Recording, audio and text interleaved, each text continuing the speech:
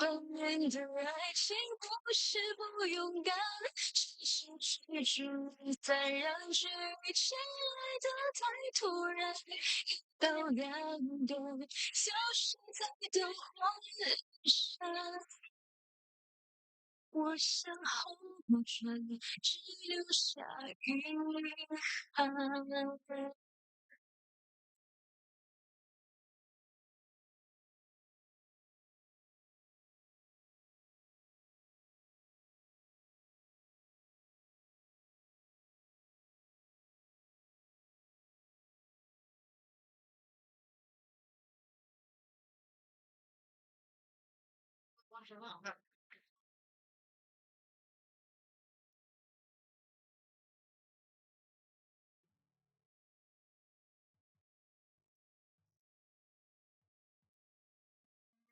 爱着我变了，谁想伪装自己？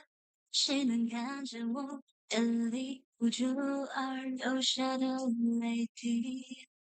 别再说我变了，谁都别再提起，别再说了，我喜欢现在的自己。许多事已经很淡，我还会期待，昨夜梦见你回来，说你不会离开，听到这我也有些鼻酸，想给你听，希望你能明白。我是唱。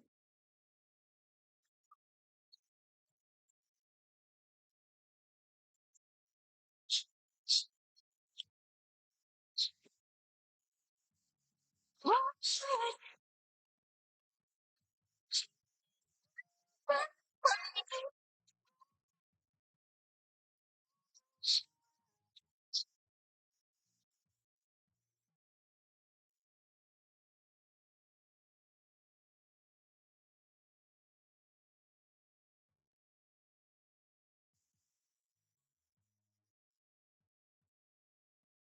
再说我变了，谁想伪装自己？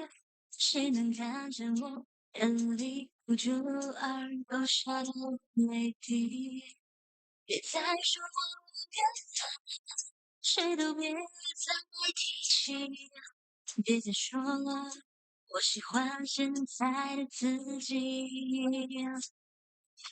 许多事已经很淡，还会期待，昨夜梦见你回来，说你不会离开，听到这我也有些鼻酸，想给你听，只希望你能明白。离开我唱。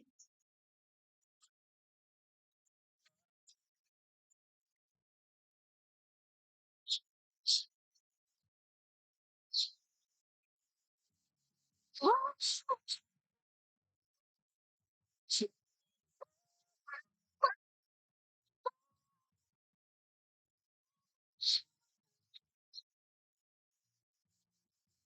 我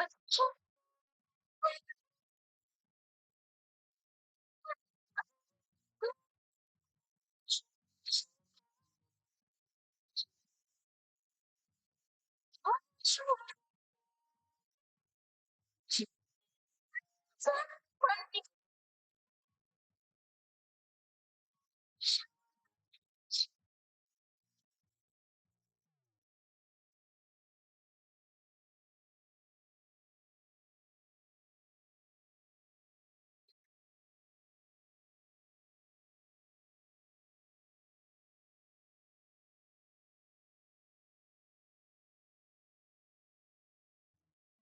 现在想念了，把忘记跟你在一起的日子，但我会慢慢学着和亲密入睡。我试着形容你的所有温柔，接受着一个为何不让你的出现一送的还记得你曾强调我是多点别太难会心疼可惜你将来追求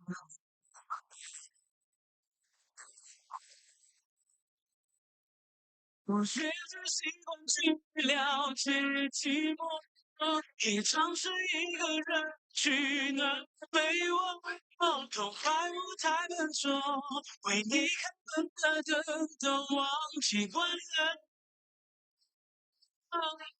都还学不会你的诱惑可能是我太自私的结果就让时间停留在今天那刻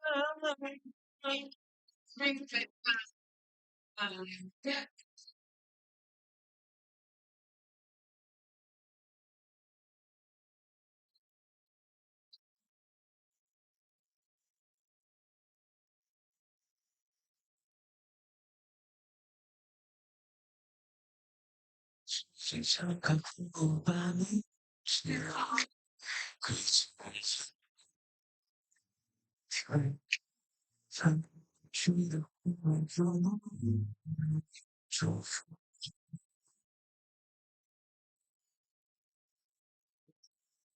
是完全的故事剩下的不是一个单词是学着习惯去了解寂寞平常是一个人去能被我抱头怀我太笨拙为你看的都忘记就怕学不会你还有可能是我太自私的结果就让时间停留在那刻小心学会习惯成小心学会习惯成别说跟我不能也是真的也是真的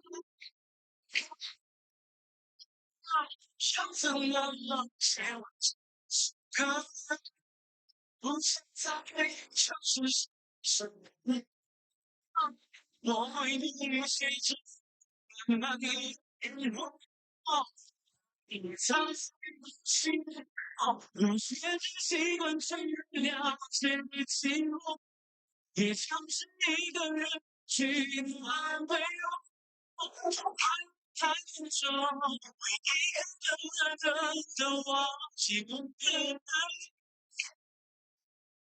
从开头学你的眼看着心轻松温柔就让时间停留在今天那刻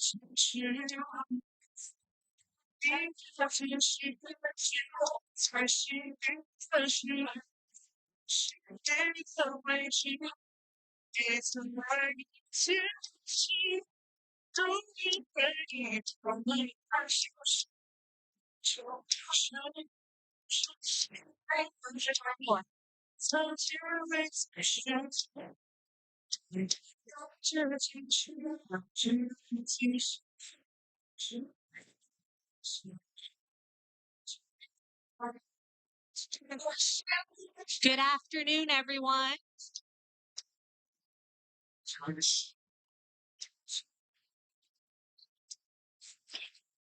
Good afternoon, everyone. If I can ask folks to just get settled in, come move up to the front if you see an open seat, and we'll get started shortly. Hopefully everyone has their boba. This is your last chance. Get your boba before we get started.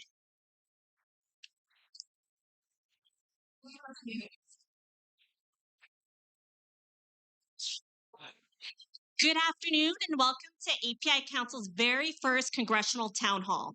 My name is Callie Wong and I serve as the Executive Director of API Council. The API Council is dedicated to advancing the voice, visibility, and influence of San Francisco's diverse API communities. Our coalition is comprised of 50 community-based organizations. If you guys look around, you'll see a diverse coalition. We provide critical direct services to underserved populations, collectively reaching more than 250,000 residents annually. Through this work, our members help ensure that communities across San Francisco have access to essential resources, including food, housing, healthcare, education, and economic opportunity. We are honored to convene this space, bringing together members of our community and candidates for Congress for a timely and important dialogue. APIs represent not only the largest population in San Francisco, but also one of its most diverse, encompassing a wide range of cultures, language, and lived experiences. same time, many in our community continue to face persistent and systematic changes, including language access barriers, housing instability, and inequities in healthcare and economic opportunity. Today's forum is intended to foster meaningful dialogue, promote accountability, and to ensure that the voices of our communities here are heard. Before I begin, I would like to extend our sincere gratitude to individuals and organizations who made today's event possible. Thank you to our board member, Jenny Learn from CCC, for hosting us today. I want to thank our community partner, the Asian Pacific Fund, for providing translation services to ensure accessibility for all participants. In addition, we appreciate the support of our sponsor, Little Sweet, for providing boba for today's program. And I want to give a shout out to our media partners, Singtao Daily and NBC Bay Area.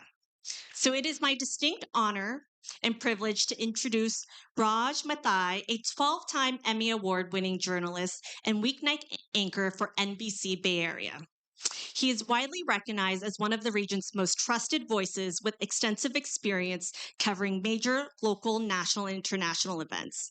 A Peninsula native, he remains deeply connected to Bay Area and continues to contribute to the community through his services with organizations with our community partner today, Asian Pacific Fund. We are grateful for his leadership. Please join us in welcoming Raj Mathai.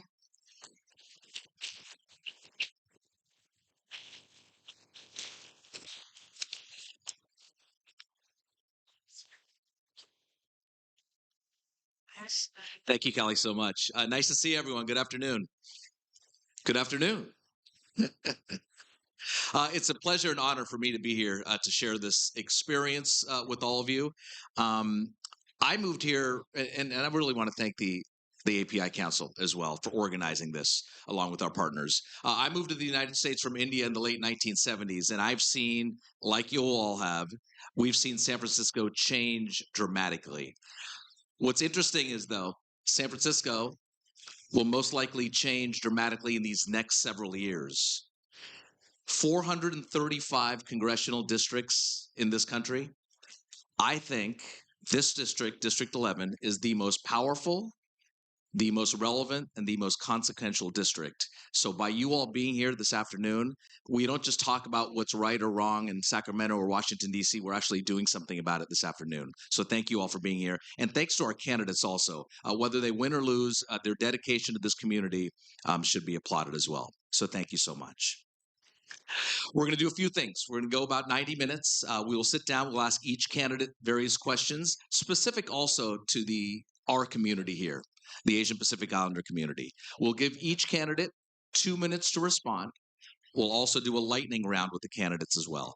And I want to be very clear, the API Council and NBC and all our sponsors here, we are not endorsing any of these three candidates. Our goal is very simple this afternoon, just to allow you a chance to get to know them, hear their answers about how they want to help our community here, and perhaps get that gut feeling of seeing someone in person, not just reading about them, not just seeing television commercials or just being on the internet, but seeing them in person. So those are some of the ground rules. Let's introduce our candidates. We'll start with State Senator Scott Wiener. He's served San Franciscans for nearly 3 decades as state senator, supervisor, deputy city attorney. He's authored more than 100 state laws focused on housing, public transportation, and public health. State Senator Scott Wiener.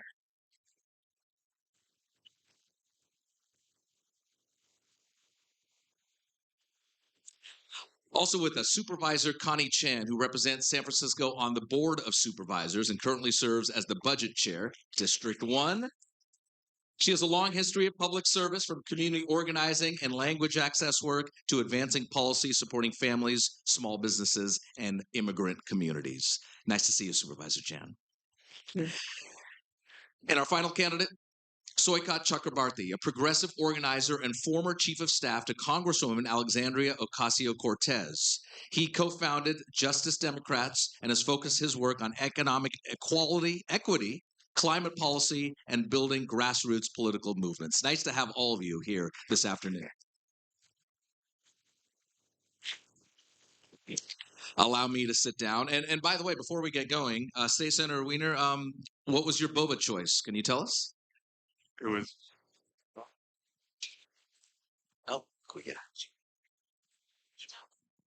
Yeah. okay. Now it's on. I went old school, black tea. Supervisor Chan. I am old lady, so I have hot tea. And finally to you, Shoika Chakrabarti. I got a nice green tea. So Excellent.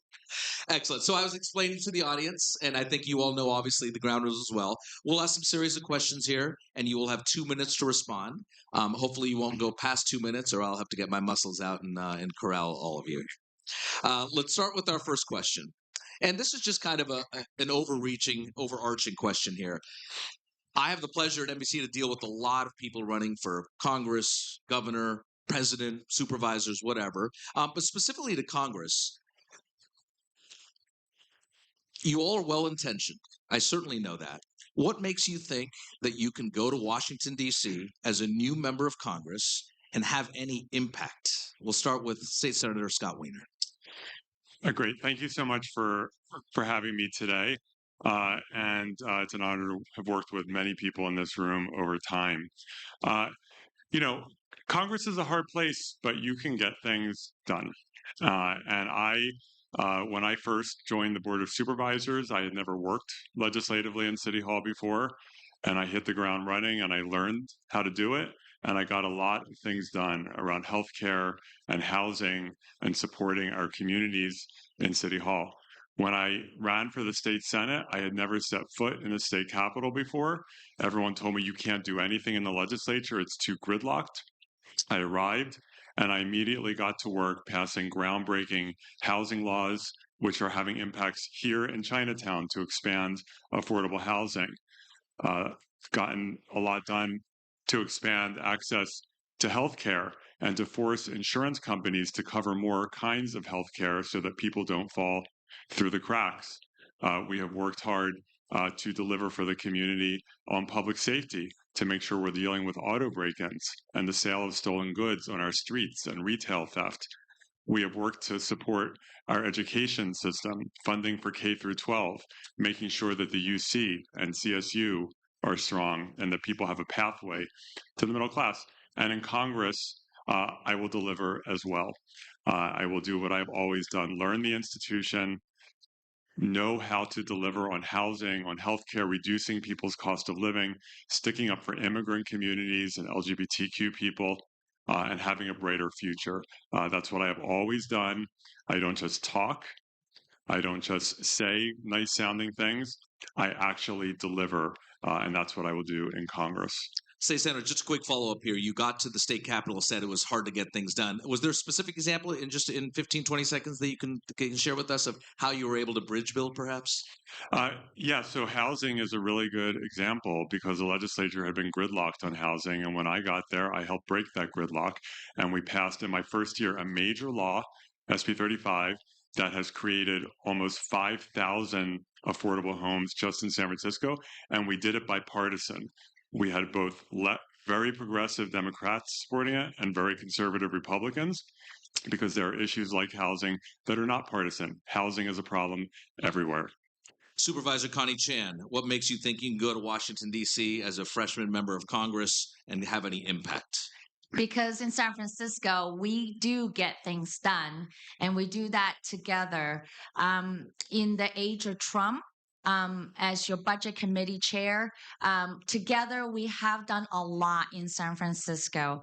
When the Trump administration cut off healthcare, together we put $400 million on reserve to safeguard our healthcare. When the Trump administration cut our education, in San Francisco, we're able to find funding to fund affordable childcare, to fully fund our K through 12 classrooms, and we still be able to offer free city college of San Francisco so that every San Franciscan has a chance to higher education, to workforce development training, and so much more. And when Trump administration attacked our immigrant community. In San Francisco, we provide the funding for legal defense funds for rapid response network to make sure that our community, our immigrant community, still be able to live and thrive in a sanctuary city.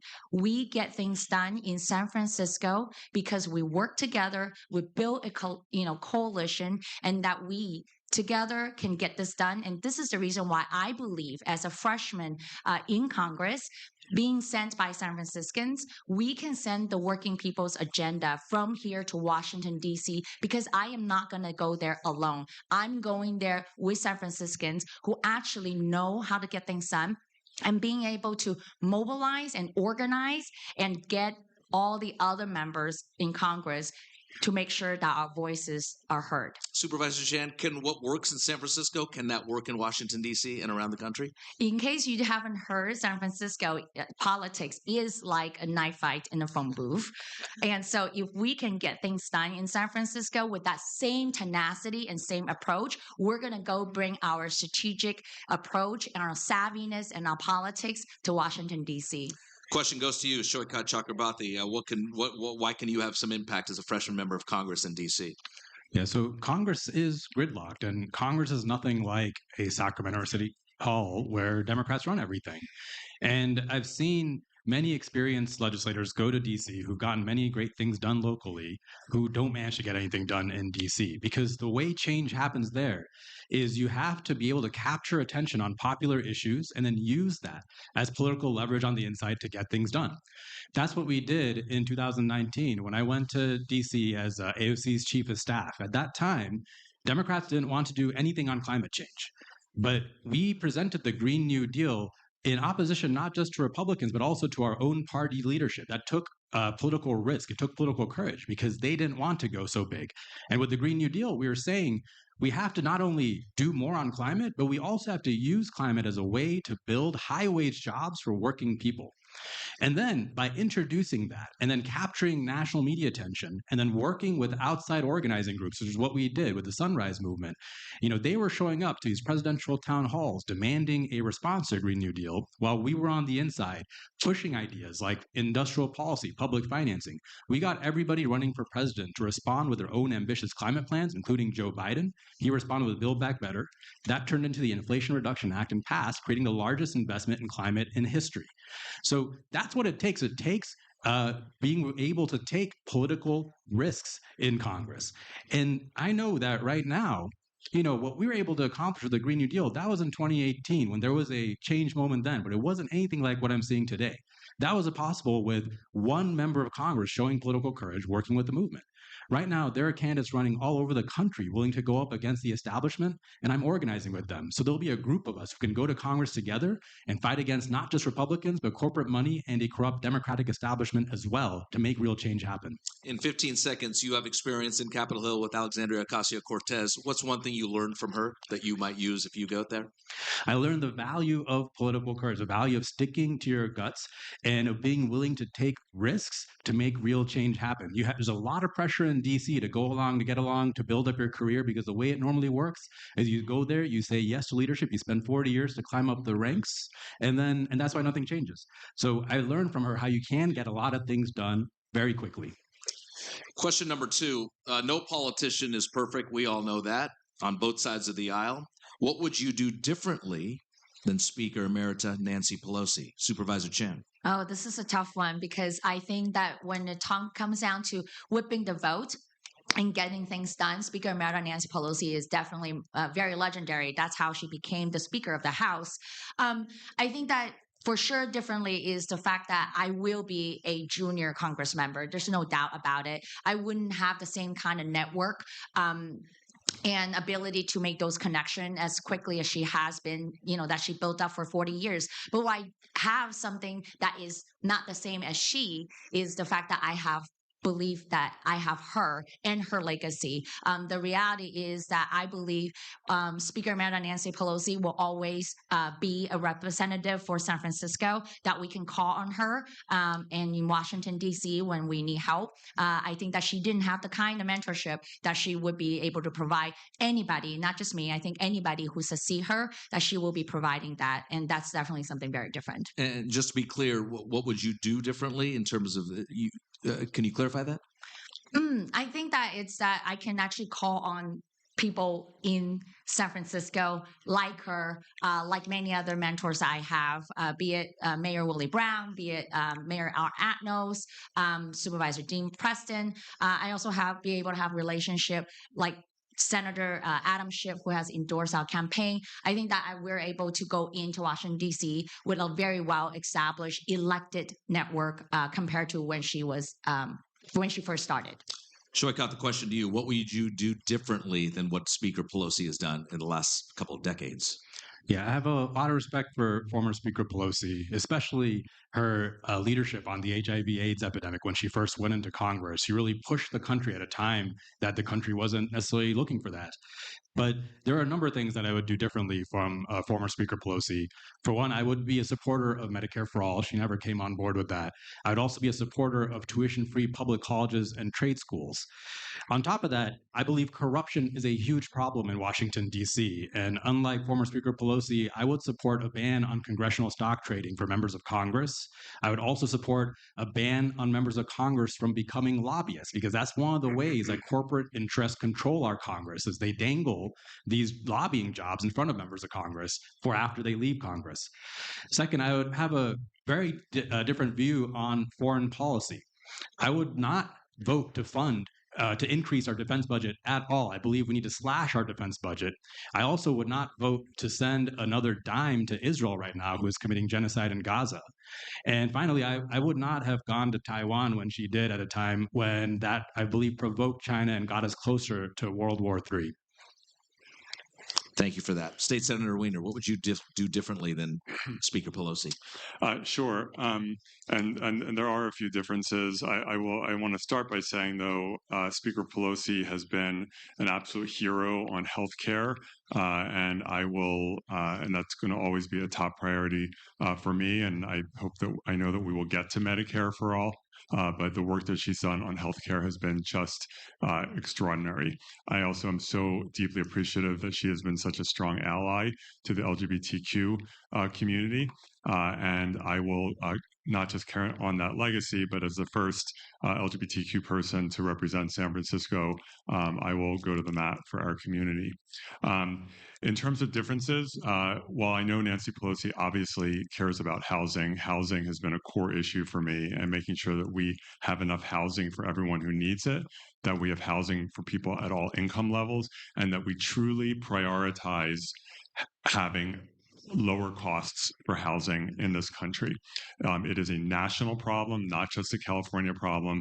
That has always been a top priority for me, and it will remain that way in Congress.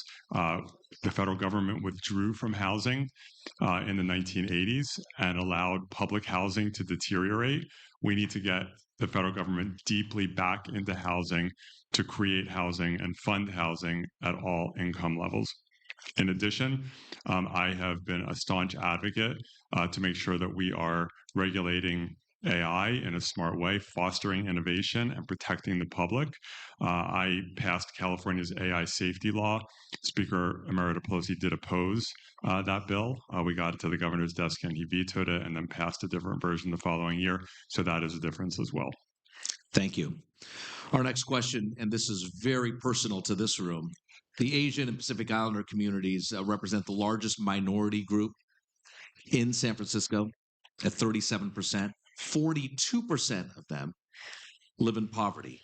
What 3 commitments can you make to address this inequality in our community? We'll start with Shrika Chakrabarti. Yeah, thank you. This is a very important question, and it's personal to me because when I first came out to San Francisco, I sort of experienced this inequality directly because I grew up middle class in Texas, going to public schools. My parents grew up in poverty. They came to this country with $8 in their pockets. But when I came to San Francisco, I worked in the tech industry, and then because I ended up joining a startup early, I ended up making a lot of money. And that was really eye-opening because I worked hard, but I also saw how my neighbors were working just as hard, if not harder. And while we have this economy now where you can win the lottery and get it all, while most people are not able to afford a home or afford a secure retirement, and that is not fair. And that's why I quit and have spent the last 10 years of my life trying to fix this broken economy. And that's going to boil down to fundamental things. One, we have to solve the cost of living crisis. That means universal health care, universal child care, tuition-free public colleges and trade schools.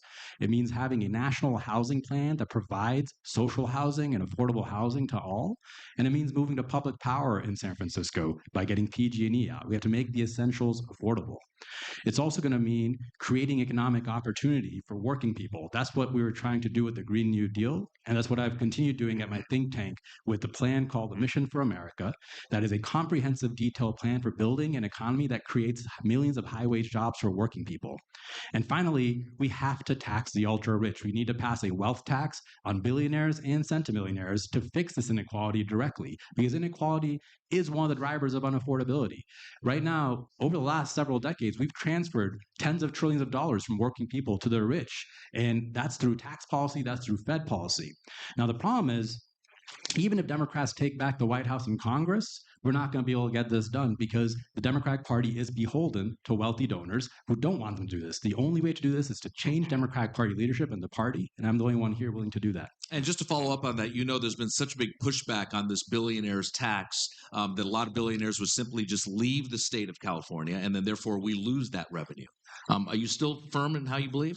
I'm firm in how I believe that, and I believe they're bluffing because there is what billionaires come to California for isn't because it's the cheapest place to live. It's because of everything we have to offer. It's one of the most beautiful places to live. We have one of the most educated workforces. We have a science and research capacity that's greater than any other state. Billionaires did the same thing during COVID. They all threatened to leave to Florida. And then what did you see? They all just coming back. But of course, we need to do this not just in California, but at a national level. Supervisor Chan, what 3 commitments can you make to address the inequality, especially for the Asian Pacific Islander community here in this district? First and foremost, we absolutely have to take care of the cost of healthcare. It has been very difficult for our community to be able to afford healthcare and afford the price of medication. And we want to make sure that Medicaid can negotiate directly with pharmaceutical companies to lower the cost of medication. And second, we know that food security has actually been a significant issue for our community. And it's the reason why when Trump administration cut SNAP, we make sure that along with Mayor Daniel Lurie and along with actually community partners, that we can fund and subsidize food security for 112,000 people in San Francisco, which inclusive of 48,000 of seniors and 18,000 of kids. In Congress, we have to make sure we fund food security and fund SNAP.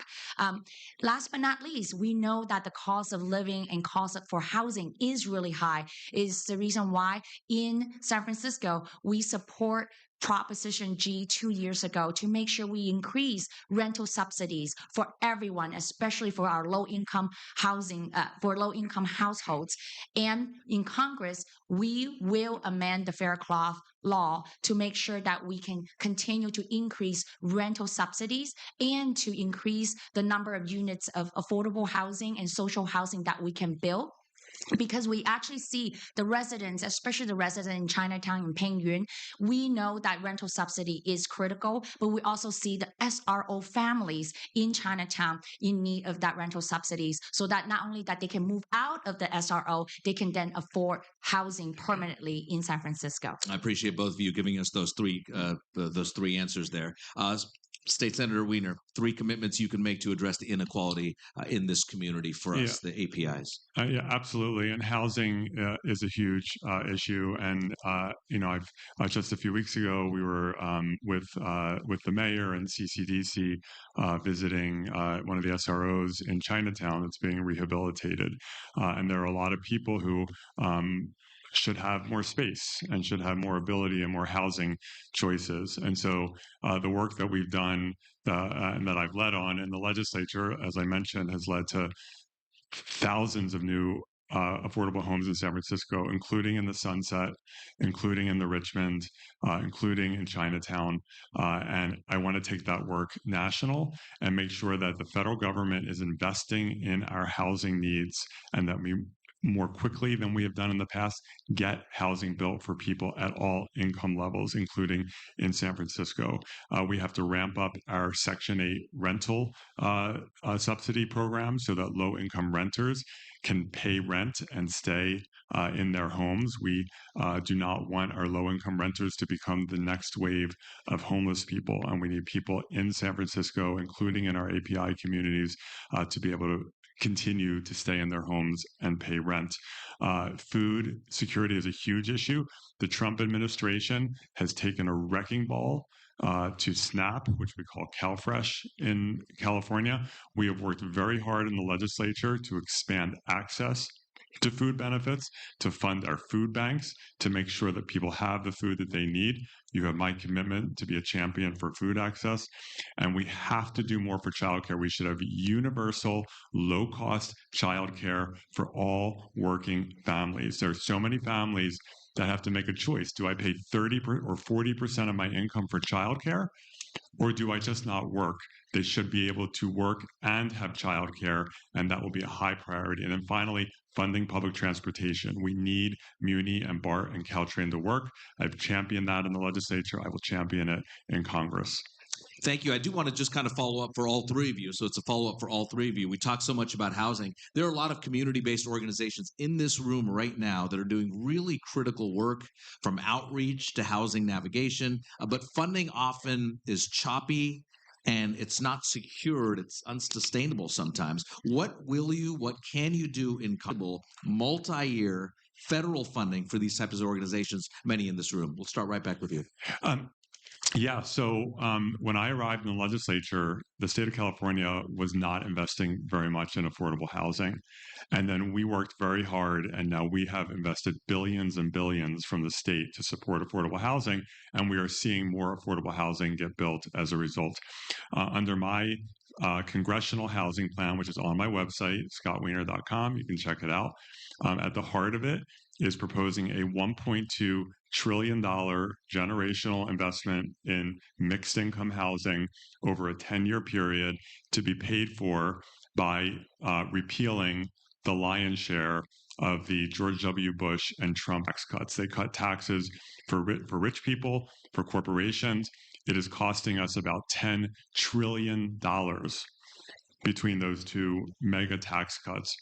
We need to reverse the lion's share of them and use that money to pay for housing, among other needs. Supervisor Shan, question goes to you. What can you do on a federal level to secure long-term housing? I am currently a budget committee chair, and I would say that what is really important is combing through the budget and combing through appropriation bills, that we understand the funding sources and the mechanism to fund program for housing. And first and foremost, got to do your homework, and I will do my homework. But I also understand that it is important to whip the. It means is to pass and get the support in Congress. It does mean that you have to work with different people. It's not just the same people or even within the same party. We have to work across the aisle and to get the vote wherever we can. And so the second piece is to make sure we build those relationships on day one when we arrive Washington, D.C. But I also know that what is important is to actually have a coalition from San Francisco, but also in Washington, D.C. It's a reason why during our time and during our work in San Francisco, we've been building a coalition on a local level. But we know that we're now working working through this campaign actively and proactively through people like, Senator Adam Schiff and other Congress members that have endorsed our campaign. Through that network, we're building a network in Washington, D.C. as well, because we understand day one when we arrive, we need to build a coalition of think tank of these policy and from San Francisco and our counterparts in Washington, D.C. and nationwide to build that coalition in that space to also win legislation and win votes to be able to win those appropriation and those funding and bring them back in San Francisco. Shoikat Chakrabarti, question to you. What can you do on a federal level to secure federal funds consistently for our community here? Yeah, look, the organizations in this room understand just how destabilizing it is to lose a home. And, my dad was a refugee back during partition. He was born in modern day Bangladesh. And because they cut the country up along religious lines, he lost his home. And it wasn't just they lost a home, they lost their entire community, lost every source of support. And so he struggled because of that. We have to do everything we can to make sure people stay in their homes. And you're right, the status quo right now is completely broken. It is completely broken. What we've been trying is not working. We have to have structural fixes. At the centerpiece of my housing plan is creating a new federal financing entity that would directly finance affordable housing. It would be like a public bank, but it could do more than that.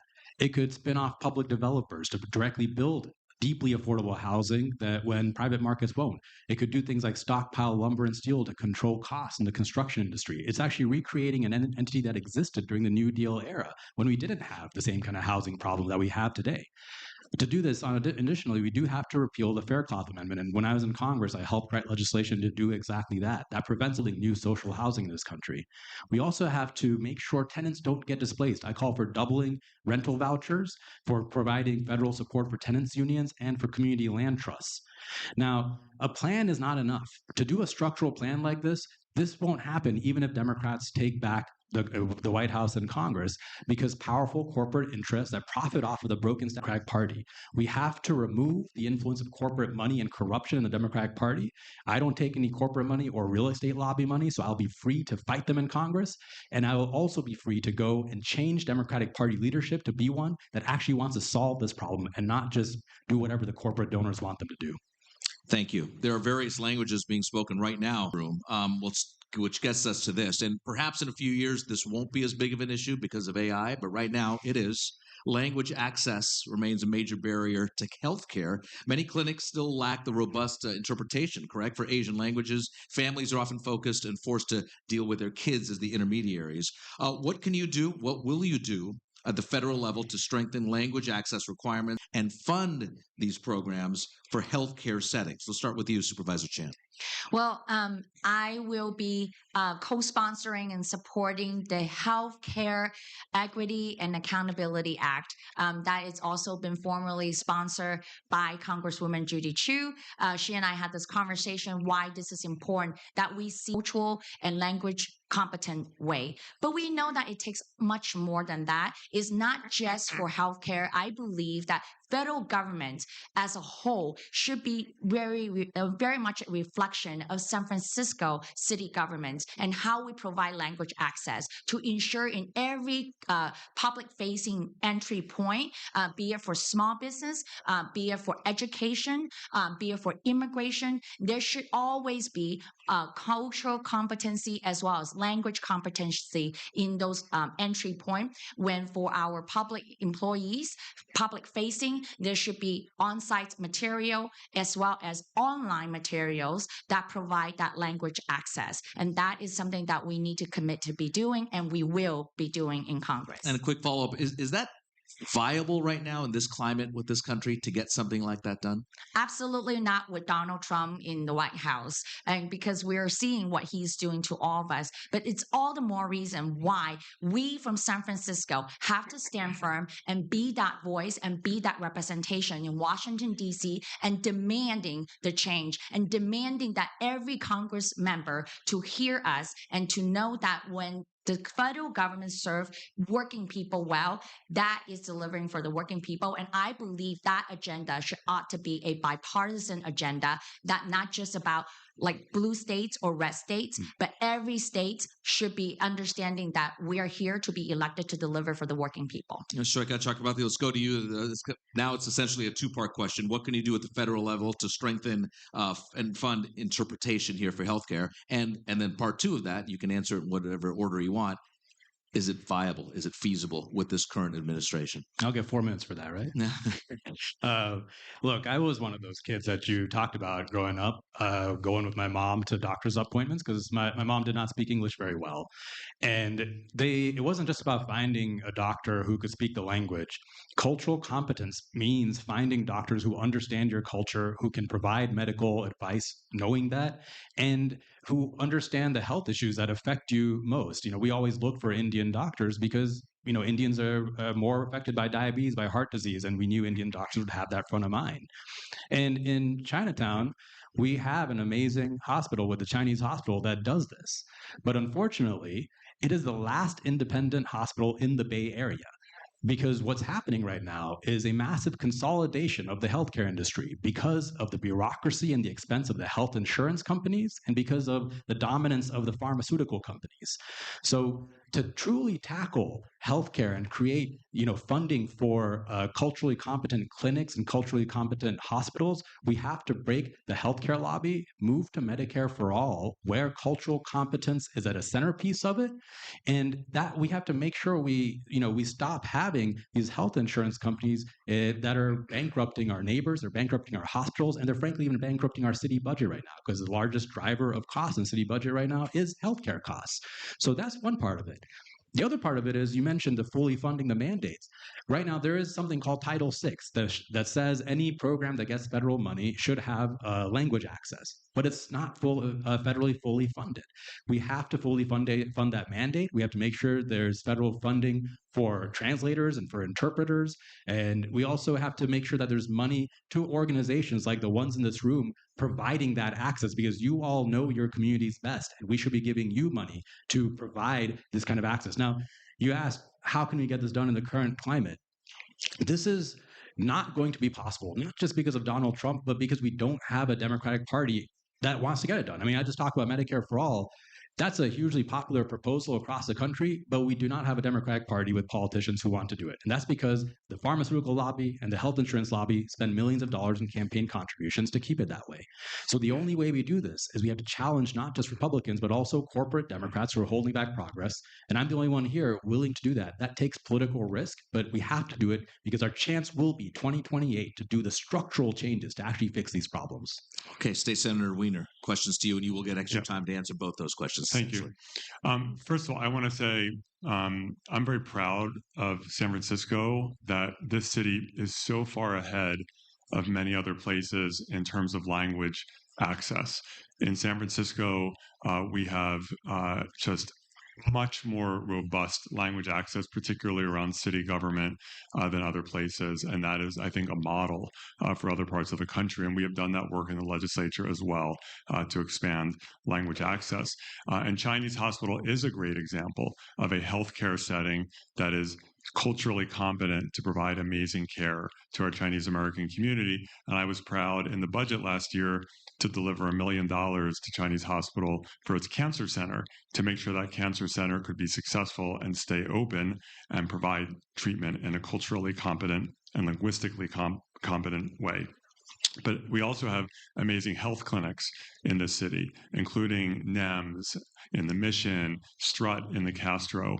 We prioritize meeting people where they are in different communities through language access and otherwise. But this goes beyond the healthcare setting to government in general. I have always prioritized in my office having staff members who speak Cantonese and Mandarin and Spanish. We want to make sure that people, anyone who calls my office, and this should be true of any government office, can speak with someone in the language that they speak and that they can get the services that they deserve. And the last thing I want to say, because we've talked about, is it possible under Trump? And it is horrific what Donald Trump and his administration have done. They have basically banned anything that they classify as DEI, which includes language access programs. And we have to reverse that. And we need to start even before he gets out of office by leveraging him once we take control of the House. And actually, the actual last thing I want to say in terms of technology, about a month ago, I was here in Chinatown at Charity Cultural Services, a great nonprofit in the community, with a group of Chinatown seniors. I don't know if anyone here in the room now was there. And they were spending the day learning an AI translation tool where they could actually be able to communicate, even if there was not an interpreter available, using technology. And it was a fantastic example because we know that AI, I'm very proud that San Francisco is the beating heart of AI innovation. But there are so many risks around AI, but there are also benefits. And we want to make sure that our community benefits from AI, and interpretation access is one of those ways that people can benefit. I have a question here. I think there's a belief with some people around the country and in the city that let's just wait for 2028 and everything's going to be different and everything's going to change. It might not, for better or for worse. So what is your plan if you get to Washington and things don't change dramatically politically in 2028? We'll start with you. Yeah, so we don't, obviously, there are things that we need to take back everything to get it done. But in November, there's nothing is guaranteed. There's a very good chance we're going to take back the House. We now have a real chance to take back the Senate because Donald Trump is such an absolute garbage fire, and more people are seeing that. But even if we only take back the House, that means for 2 years, for them to pass a budget, to keep the government open, et cetera, et cetera, et cetera, for Trump to get things that he wants, Democrats are going to have to be part of that. And that makes it essential that the House of Representatives, even if we only have one House, that we use every ounce of power and leverage that we have to extract priorities, whether it's reversing the horrific Medicaid cuts that will take effect after the midterms if nothing is done about it, whether it's restoring food access, whether it's restoring science funding so that we can move towards curing cancer and Alzheimer's. They're obliterating science funding. There are various, and there's more, of course. And so we need to use that power. And particularly the Senate Democrats have not always used that power. And we've seen that. And I think we've all been incredibly angry and frustrated by that. And House Democrats need to stand firm and draw clear lines and use every ounce of leverage and power that we have. And when you have one House, even though you don't control everything, you have power and you had better use it. And Democrats in the House had better use it, and we will. Shoika, your strategy, if in 2028 you're in D.C. and the political climate remains similar to as what it is right now, regardless who the president is. Yeah, which will be the same thing I do in 2026. So I want to be clear. When I go in there in 2026, I will be working on day one. And part of that is going to be what Senator Wiener was saying. We have to make sure that we don't give up our leverage on any of these government shutdown fights unless we claw back the money from ICE and use it to put back the subsidies on ACA, get the cuts restored for Medicaid and Medicare and SNAP benefits. But it's not going to be enough just for me to vote that way. I'm going to go to DC and organize a caucus of us because there are candidates running across the country right now who are aligned on this issue. And I've been reaching out to them to organize a team of us who will go there and who will force the Democrats to fight, because we will withhold our votes and make sure Hakeem Jeffries doesn't cave, make sure Chuck Schumer does not cave. The other priority is going to be to build the best constituent services office in the country, because a lot of people don't know this, but your congressperson is your main point of contact to the federal government. This room knows this because you all have dealt with it. But when you are attacked by the federal government, you have a spouse detained by ICE or you don't get a social security check, you should be able to come to us and we advocate for you, and that works. I built out AOC's constituent services office in Trump's first term, and it was amazing how even a call from a staffer could get a citizenship application moving, could get real movement. Now, the other piece I will do is, I do believe we're in the middle of an authoritarian coup right now, and civil society is the final bulwark against that. So I will organize civil society. I'll do more than write legislation. So that means if Trump's coming after law firms or media companies or universities, I will organize them into collective blocks to oppose them so it's harder for them to cave. Now, on the 2028 question, I believe that right now, Donald Trump isn't the sole cause of our problems. Donald Trump is there because this system has not been working for years. Working people have been working longer and longer hours to afford less and less for years. The American dream is dead. And that's why people are voting for anybody who's promising bold, sweeping economic change, whether that's Obama or Trump. And in 2028, I'll do everything I can to make sure we have a Democratic Party pitching a real vision of what to do, not just anti-Trump, but a vision of what we will do if we are in power. And that's the only way we win 2028. Supervisor Chan, how can you navigate in this climate, and if this climate continues? Well, I think for the communities, especially the Chinatown community and the immigrant community in San Francisco, the working people in San Francisco, we have always fight for change. We don't wait until 2028, especially on the ground that we're standing in or sitting in right now. It's the ground of iHotel. We know that what change looks like. We fight for change every day. We don't wait. We know that it is the people that make sure that change happens every day, and that we know and remember the Rainbow Coalition that also take roots in Chinatown, and here that we bring diverse community and the working people. We fight change every day. I don't see that 2028 will be any different than 2030 and 2035. I don't think that we will get it done right away. We have to start, and we've been fighting today, yesterday, and we will just keep on fighting. But what are we fighting for? We're fighting for working people. What we actually are seeing right now, has really been different in Washington, D.C., is that billionaires are sitting next to our president of the United States and making the influence. And we, the working people in San Francisco and in California, we have a chance to fight against these billionaires because they're here in our backyard. They're here in our states. We need to stand up and fight. And so even in this June, we get to say, when you're overpaid CEO, we're going to make you pay your fair share. When you are billionaires in California, we're going to make sure that you pay your taxes and you pay your fair share. And when you say you're going to other states and for a tax evasion in Texas and Florida, we're going to make sure in Congress that you will pay your fair share in every state in the United States. And just for some clarification, I know that Shoikat, you said you were for this billionaire's tax. Supervisor Chan, you just said you were also for it, I believe. Senator Wiener, have you weighed in on this? I've not. I'm waiting to see if it actually makes the ballot. It's unclear to me if it will. And I'm also very focused on renewing the income tax on high earners that we passed in 2012, and that's going to expire soon. And it's critically important that we pass that high income tax increase on high earners, because that's about $5 billion in our state budget, and that's going to be on the ballot this year. Thank you. Our question now, non-citizens and mixed status families, perhaps many right here, are often afraid to enroll in these healthcare programs due to confusion and, especially nowadays, immigration consequences. How do you protect access to Medicaid and other safety net programs? Shoikat, let's start with you.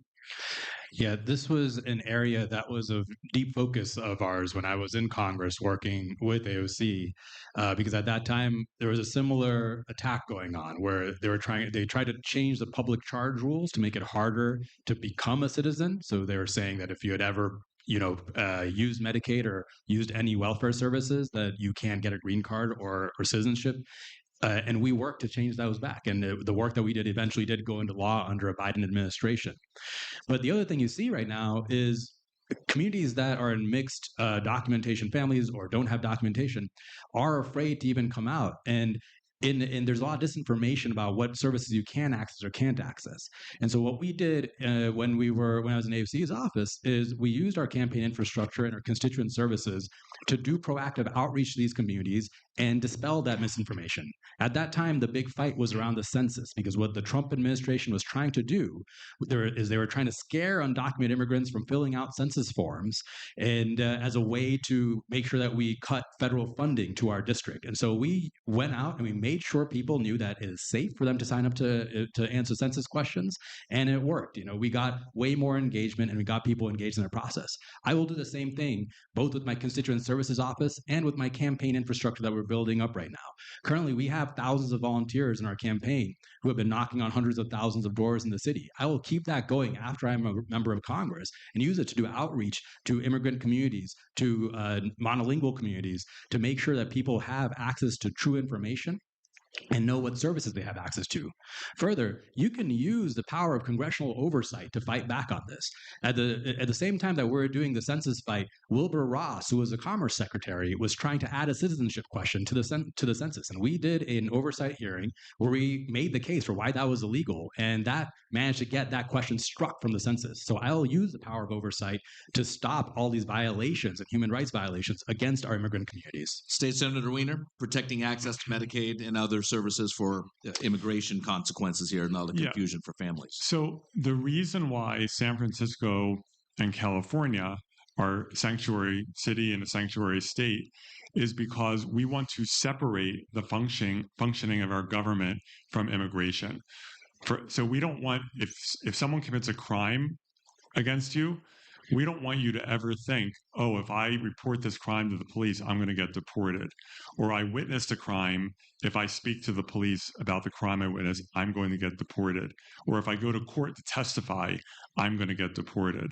Or if I go to the hospital to seek care because my kid is having an asthma attack, I might get deported. Or if I send my kid to school, I might get deported. And so on and so forth. And so that's why in California, we have passed strong, and I've helped pass these laws, strong laws, making California a sanctuary state, protecting our hospitals and our schools to say we're not going to cooperate with ICE. We're going to make it as hard as possible for you to access our hospitals and our schools. We're going to make it as hard as possible for you to operate in our courthouses.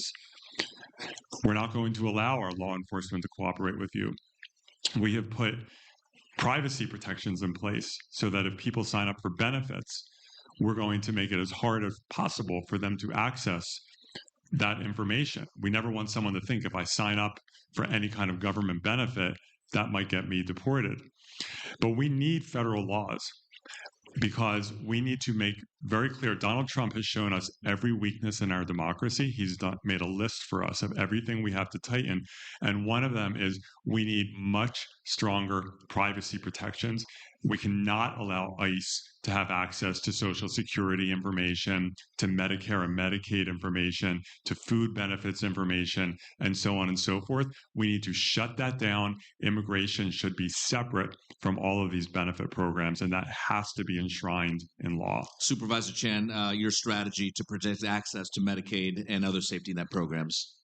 The reality is immigrants made San Francisco Bay Area and California the economy that it is today, that California can be the fourth largest economy in the world because the contribution of immigrants. In fact, the most recent report shows us that out of more than 2 million of immigrants in the Bay Area, only 500,000 are actually undocumented. And out of that, should Donald Trump deport that 500,000 undocumented immigrants in Bay Area alone, we would lose $67 billion of GDP, and that we will lose $8.4 billion of tax revenue. That is how significant of a contribution of our immigrant community, including our undocumented immigrant community, contributes to our local economy. And so with that, we got to affirm sanctuary city and sanctuary state. And how do we do that? Right now, we know that across the nation, there are about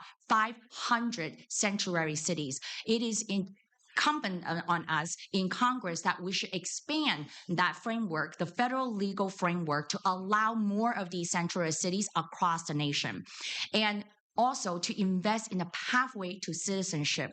All these framework, both sanctuary status as well as investments to pathway to citizenship, will allow our immigrant community, including our undocumented immigrant community, to actually retain and obtain safety net services. And that is what we're going to do in Congress, because not only that we need to provide a legal framework on the federal level, we will also provide federal funding and federal grants and investments to make it so. Thank you. I started this afternoon by saying so much has changed in San Francisco, in this district and the Bay Area, but really it's about to change a lot more with AI. And this is the most powerful district in America because AI is here, as you all know. The companies that are going to change our lives are within blocks, if not a couple of miles from here. Supervisor Wiener, let's start with you on this. How can you leverage relationships being here at the epicenter of it all with these AI companies and help you in Washington, D.C. with the help of them here? Well, as I mentioned earlier, I'm very proud that San Francisco is the epicenter of AI innovation. It is extraordinary what's happening here. And this is, San Francisco has long been the capital of innovation and creativity and arts and technology. And I'm proud of that. I also know that I have the privilege of representing this great city and being surrounded by people who are absolute geniuses when it comes to AI. And that includes people who work for some of the large AI labs, people who work for startups, people who work in advocacy organizations, people who are strong cheerleaders of AI advancement, people who are skeptical of how quickly this powerful technology is moving. And so it makes me a better policymaker. And so for several years we worked, and I was, after a veto, able to pass the strongest and the first AI safety law in the country around catastrophic risk, making sure that we don't we reduce the risk of AI leading to a meltdown of the banking system or the electric grid or creating a nuclear or chemical weapon. And that was a big fight, including with some of the companies that are in San Francisco that I represent. And so it's about really tapping into the brilliance around AI in San Francisco, but also always remembering that with all the benefits that AI can bring us, it could help us cure cancer, it could help us solve climate change, it can help people interpret into other languages. There are risks to our workforce, risks around deepfake revenge porn or other kinds of deepfakes, misinformation, algorithmic discrimination. There are real risks, and we need to understand those risks and address them and get out ahead of them to protect the public. AI needs to serve people, not vice versa. And so we need to embrace the good and really work hard to reduce the risk of the bad. Shoykot, the question to you: can you and how will you leverage your relationships here, the backyard relationships of San Francisco, these AI firms, to help shape national and international policy, really? Yeah, it's honestly talking to some of the workers working at some of these companies that when you talk to them, they are taking AI much more seriously than politicians are today, because they're seeing where this technology is headed. They're seeing the kind of society-wide disruption it might create, because we're talking about technology that might wipe out half of all of our jobs. It might wipe out humanity itself. That's what the people here are saying. And, I used to work as a programmer, so I understand this technology. I've built LLMs myself, and I know how to question the CEOs of these companies. And if they come in front of me in a committee hearing, you can be sure it's not going to be like Zuckerberg in front of the Senate committee hearing. I'm going to be able to hold their feet to the fire. But with a technology like AI, this is not just about regulation. It's about who gets to decide the fate of our future. Because the way it's going right now, where it's just driven by profit, we're going to see massive wealth consolidation and more of our economy being controlled by a few corporations while everybody else is struggling. It could turn out to be a Mad Max style dystopia. But we could use AI for the good of humanity, but that's a question of control, not regulation. We have to redirect this technology to work for humanity, not just for the big companies. To do that, I believe we should have labor have a say in how AI gets introduced into the workforce. If AI is going to create all these productivity gains, that should mean higher wages for workers. It should mean, shorter work weeks for workers. It shouldn't just mean worker displacement. And there's precedent for this. This is in Germany. If you look at how they run their big corporations, they have labor government corporations who all sit on the boards of their companies. And so when automation hit Germany in the car manufacturing industry, they ended up, after 10 years, making double the wages of their American counterparts. And they also actually made more cars per capita. We also, right now, if you're looking at technology that's going to create all this wealth from LLMs, which are trained on our labor, on human labor, then humanity should get a return on that. I believe we should get dividends back to humanity. We should have equity, to be talking about equity stakes so that humanity can get a share of those profits. And finally, I'm out of time, but there's a lot more on AI that I'd want to do. That could be a whole different hour on that. Supervisor Chan, wrap it up with you in terms of AI. How can you or will you leverage your hometown relationships here with these companies? We see technology really evolve in San Francisco. We have seen the dot-com booms and dot-com bust. What I can say is that over time, we have learned to really, how do we address and regulate technology of any kind? And in this case, artificial intelligence. Two principles. One is it safe? Is it safe for our community to use it? Is it safe for consumer? And then the second principle is it taking away jobs from our workers? And those should be the two principles that we regulate AI. And I'm going to give an example around healthcare. If there's an artificial intelligence tool for healthcare, let's make sure that it is safe for patient and it works for the medical professional as well. And it's not taking their jobs away. And instead, it should function as a backup tools for them. Or ChatGPT. Is it safe for our young people to use? Is it safe for anybody to use? Or is it going to be detrimental to their mental health? And if that is, we must regulate it, and we should regulate it. And would that then also take away jobs from people? And if it does, we need to regulate it. Now, what AI also is coming in with, it's this thing called data center. Have we dealt it before? Yes, absolutely. We have dealt similarly in San Francisco, like server farm. In San Francisco, especially in District 10, where I formerly worked at for Supervisor Sophie Maxwell, we have seen server farm, very similar to data center for AI right now. It does not bring us jobs, and in fact takes up a lot of space and takes up a lot of energy for server farm. And for data center, they're taking a lot of water and energy as well. And this is the reason why I do support Congresswoman AOC and Senator Bernie Sanders for the moratorium on data center until we get the regulation right for artificial intelligence. Thank you for all your thoughtful answers to all three of the candidates here. We are done with our deeper questions. We're just going to go to a lightning round now.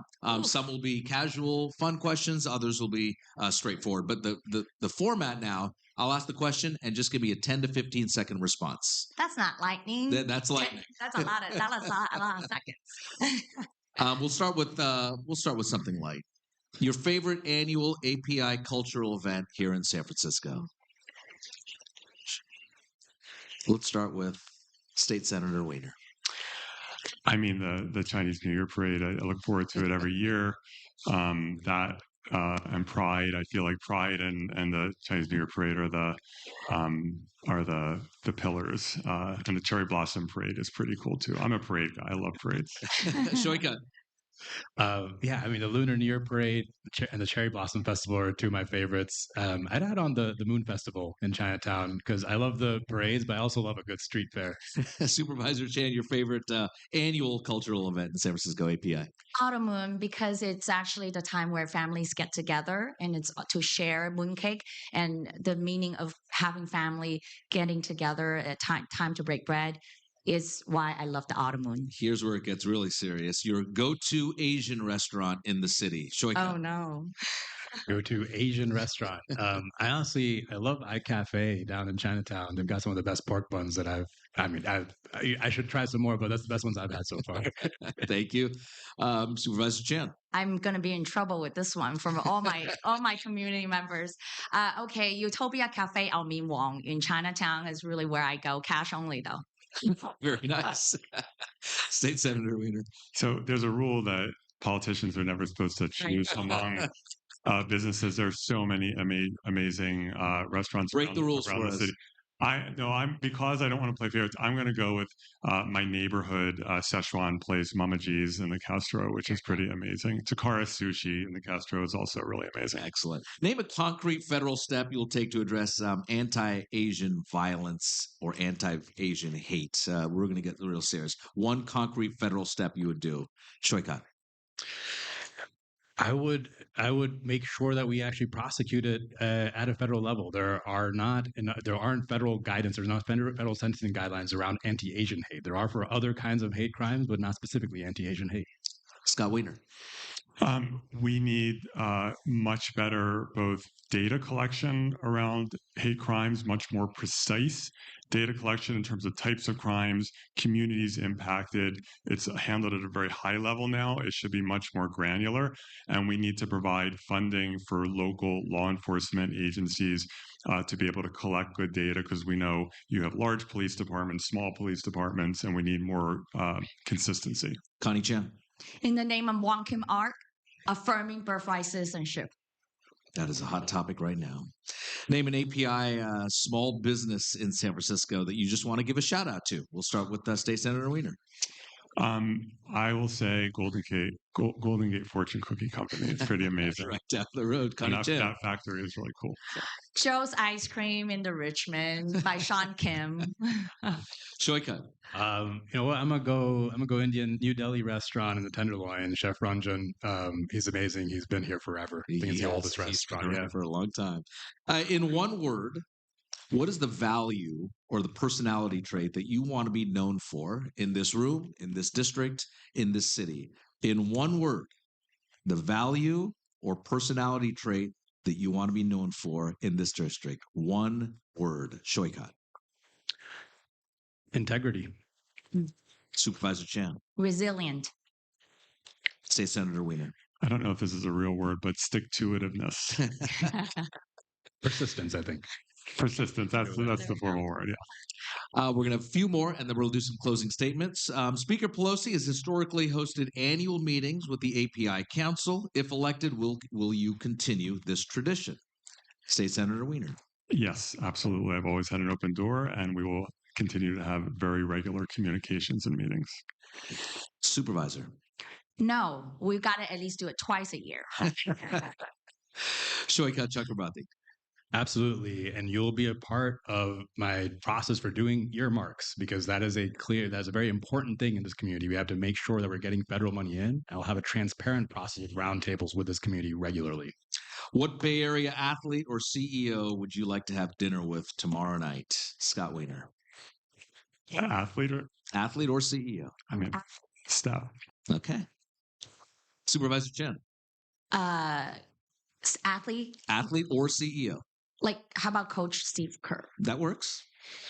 Shoika, what athlete or CEO would you like to have dinner with tomorrow night? Alyssa Little right now. She's pretty cool. Very nice. I will now give you an opportunity for all three candidates to give your closing statements, your closing remarks, and that will be 1 minute per candidate. And we will start with Shoika Chakrabarti. Thank you. So thank you so much for hosting this and for having us. You know, look, politics as usual is why we're in the mess we're in today. And I've seen how career politicians go to DC, say yes to whatever leadership wants, sell their votes to the highest bidder just to climb up the ranks. And that's why nothing changes. So I'm not interested in climbing the ladder of that broken system. I'm running to change it. And right now, that's possible because there are candidates running around the country against this broken establishment. And together, we're going to go to DC, break the stranglehold of corporate money in our politics, change Democratic Party leadership, and start getting to work building a society that truly works for all. But to do it, we're going to need a movement unlike we've seen in generations. And I'm seeing that right now. I see it in this room. We're seeing it in our campaign where thousands of volunteers have knocked hundreds of thousands of doors. This is our chance to change the system. So I invite everybody here to join us. I love to do this together with you. We can make this work. Thank you very much. Supervisor Connie Chan, your closing statements, 1 minute. This is a working people's campaign. We are the working people's campaign. We're the only campaign that is endorsed by teachers, nurses, firefighters, hotel workers, and trade workers, because we know that on day one, we will be fighting for Medicare for all and more for Medicare for all. We will be fighting for affordable childcare, fully funded K-12 classroom, and free city college. We're going to fight to affirm birthright citizenship, our naturalized citizenship. We will fight to have a pathway to citizenship. We are the working people. When you send us to Washington, D.C., you're not sending Connie Chan to Washington, D.C. You're sending us, all of us, the working people from San Francisco to Washington, D.C. We will deliver this agenda, not by ourselves, but together collectively from San Francisco. And I'm so grateful to be the daughter of Chinatown, to be the daughter of San Francisco, and having this opportunity to be your representative. And thank you. Closing remarks, State Senator Scott Wiener. Thank you for having us today. You know, we're in a really dangerous time in our country where so many things that we've taken for granted in this country are at risk. And we're gonna take back Congress. We're gonna get these criminals out of the White House, and we're gonna take back our government, and we're gonna fix the harm that they have caused to so many people in this country. But that's not enough. We have to change how government works in this country to actually make people's lives better. And that's what I have done. And I am the only candidate on this stage who has delivered big wins on the things that make people's lives better and that reduce their cost of living. We built a national movement to build more housing and make housing more affordable. We have gone to war with the corporations and the healthcare industry to make healthcare more affordable. We have passed groundbreaking laws to protect immigrant communities and to protect LGBTQ people. And so I will take those skills and that tenacity, never giving up, to Congress to deliver for this community. And it would be such a deep honor to represent the great city of San Francisco in Congress. I really appreciate all of your candid answers this afternoon. I think it's helpful for all of us. And like we said at the beginning, and I think I speak for almost everyone in this room, or everyone in this room, appreciate what you're doing for the community and spending your time and passion and dedication to this community. So thank you so much. With that said, we are closing, and I want to bring back now Callie Wong back up to the stage for some closing remarks. Thank you all so much. Thank you, Raj.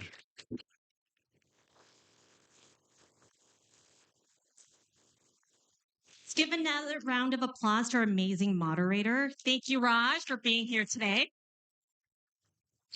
We are grateful to each congressional candidate for coming to speak with us and hope that this meaningful experience for everyone here today.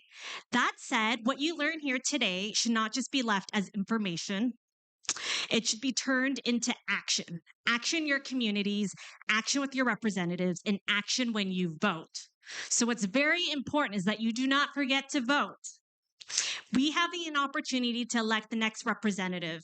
Make sure this next person knows and can address what you care about. Again, API Council fights every day to help increase your voice. As you leave today, please watch out for your neighbors and remember to return your headsets and to vote. Thank you all for coming today. And I'm going to ask API Council's board members to come on stage for a group photo.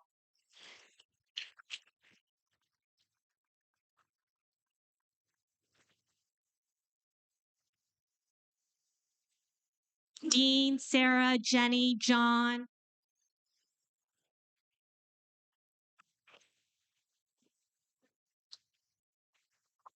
Super.